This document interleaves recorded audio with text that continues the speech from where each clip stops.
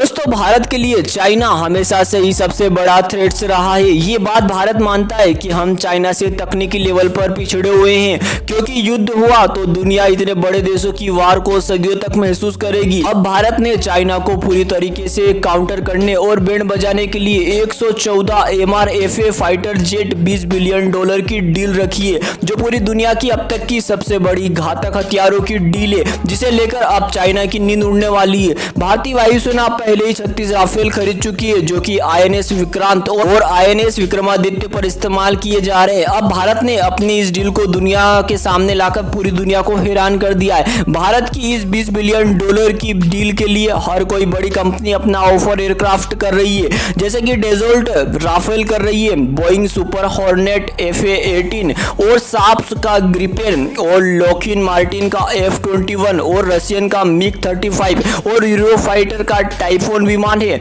लेकिन ऐसा माना जा रहा है कि पिछली बार की तरह राफेल ही इस डील को साइन करेंगे। दोस्तों आपको पता होगा कि कुछ दिनों पहले चाइना की तरफ से एक बलून भारत की सीमा में घुस जाता है, जिसे इंडियन आर्मी राफेल द्वारा हवा में डिस्ट्रॉय कर देती है। ये सब चाइना की जासूसी की ट्रिक्स रहती है, ताकि उसे भारत की सीमा में हो रही गतिविधि का पता चल सके।